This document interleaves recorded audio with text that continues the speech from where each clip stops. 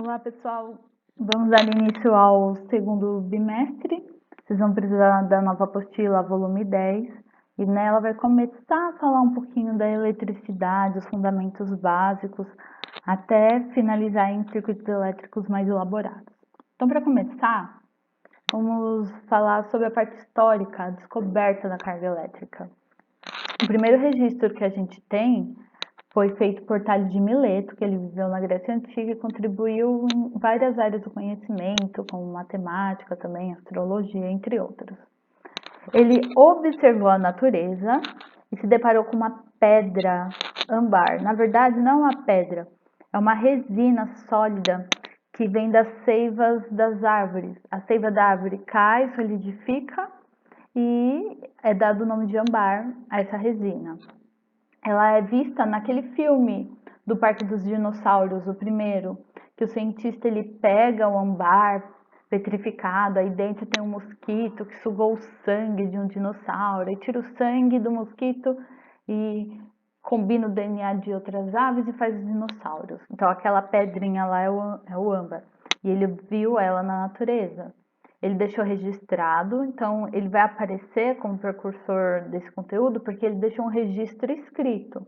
Pode ser que outras pessoas em outros países também tenham se deparado com esse registro dessa resina, mas ele que deixou guardado, anotado. Foi meio século antes de Cristo a anotação dessas descobertas. Bem, depois de um tempo, recorrendo a essas anotações de Tales, no século XVII, o médico William Gilbert percebeu que os objetos são atraídos também e adquiriam um comportamento elétrico. Então, por que eu estou falando isso? Porque o que o Tales fez foi esfregar essa pedrinha com pelos de animais. E quando ele esfregava essa pedrinha em pelos de animais, ele via que essa pedrinha ela começava a atrair esses pelos. Então, ele falou, nossa, que fenômeno interessante, vou deixar registrado, a pedra de âmbar, quando esfregada com pelo de animal, atrai eles. E a palavra âmbar em grego é elétron. Então, nas anotações dele, ele falava sobre o elétron, que era essa pedra.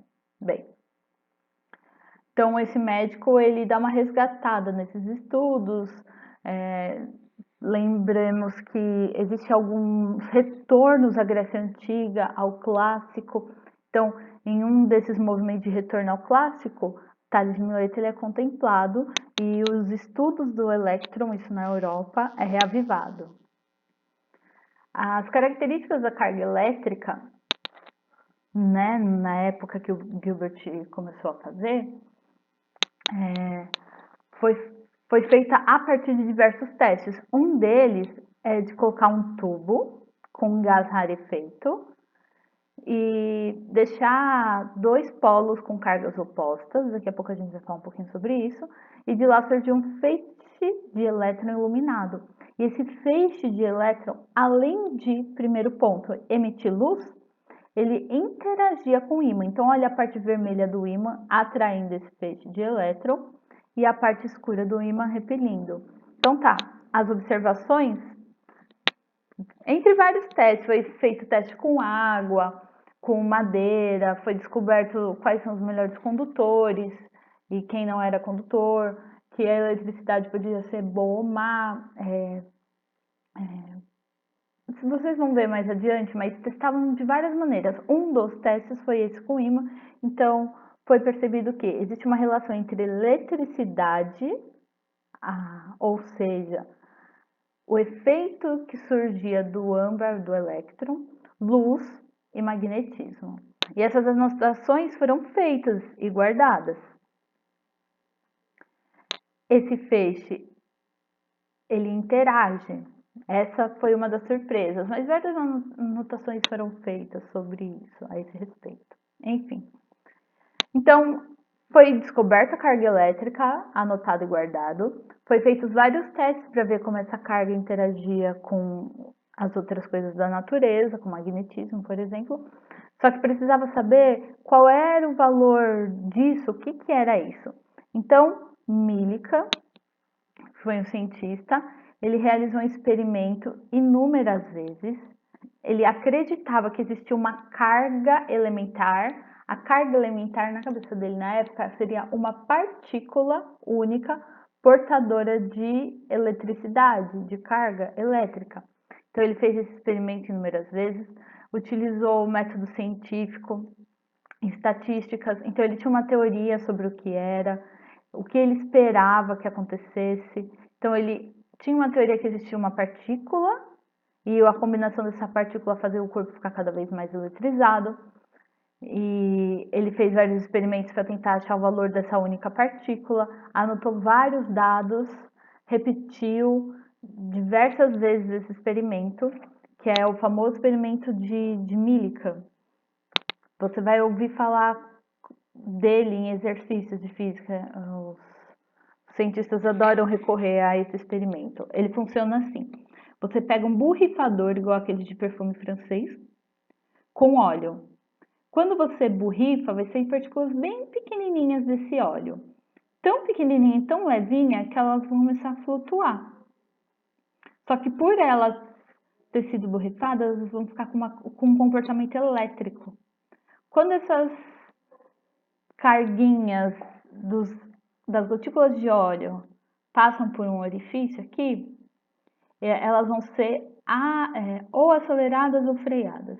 Mas ele estava preocupado com as que são aceleradas. Elas vão ser repelidas por esse polo positivo e atraídas por esse polo negativo. Ela vai descer equilibrando o peso dela com o campo elétrico que gera aqui. Daqui a pouco vocês vão começar a entender tudo isso, mas enfim. Quando você tem o peso dela, você estima a massa, você tem o peso, que é uma força vertical e para baixo, com a força elétrica que ele imaginava que tinha, que é vertical e para cima, e elas entram em equilíbrio, essa gotinha ela desce com um movimento uniforme. Nessa descida e com muitos cálculos, ele conseguiu determinar qual era a carga do elétron, a carga de um elétron só. Ele descobriu o elétron porque sempre aparecia múltiplos de um valor específico. Parecia múltiplos de 1,6 vezes 10 a menos 19. Então, às vezes ele fazia conta, dava 3,2, que é o dobro, ou 4,8, que é o triplo. Sempre dava um múltiplo de 1,6. Então, ele chegou à conclusão que são sempre ou um elétron, 2 elétrons, 3, 4, 5, sempre múltiplos desse valor. 1,6 vezes 10 a menos 19, Czinho é Coulomb. Coulomb é a unidade de carga elétrica. Então, a carga elétrica de um elétron descoberto por Millikan nesse experimento de borrifar gotinhas de água, esperar ela descer com movimento uniforme, equilibrando o peso com a força elétrica, que ele estimou tudo da cabeça dele, fez com que ele chegasse nesse valor de carga elétrica. E muita atenção, essa carga vai ser chamada de carga elementar. Então, no exercício, vai aparecer, considere a carga elementar. Nem sempre vai estar o nome. Então, esse número aqui, 1,6 vezes 10 a menos 19, tem que ser uma constante. Eu oriento que vocês decorem, que vocês saibam de cor esse valor. É uma constante muito importante na eletricidade. O próximo passo era descobrir esse sinal da carga elétrica.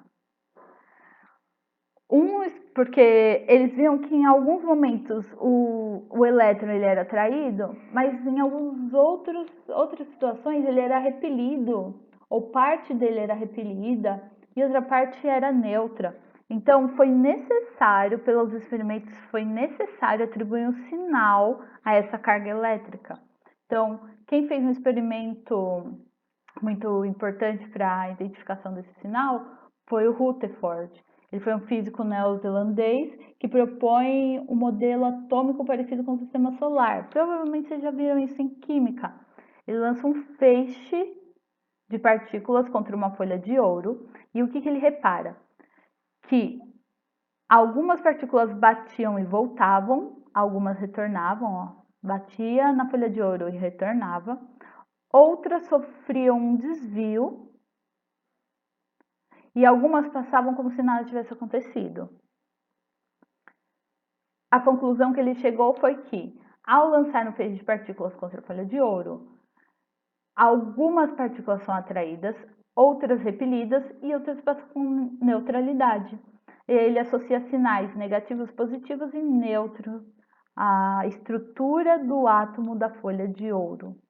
Então, ele fala que numa folha de ouro ou em qualquer outro material, isso vai ser estendido para toda a matéria, existem cargas elétricas de valor positivo, que quem vai ser, né? O próton. Negativo, que é o elétron, e cargas que não tem valor nem negativo nem positivo, ela é zero, é neutra, que são os nêutrons. E a quantidade de carga que vai ter em um corpo vai ser o número de positivo prótons ou elétrons em excesso vezes a carga elementar. Então, se tiver um elétron, vai ser 1 vezes 10 a menos 19. Se tiver faltando 2 elétrons, então é mais 2 vezes 1,6 vezes 10 a menos 19. Por que eu estou falando isso? Porque um corpo que vai ser considerado negativo é um corpo que tem mais elétrons do que o equilíbrio dele. Um corpo com sinal positivo tem menos elétrons do que ele deveria ter. Porque toda estrutura atômica é composta por um núcleo positivo e uma eletrosfera negativa. Corpos em equilíbrio têm o mesmo número de prótons e de elétrons. A carga total desse corpo é zero.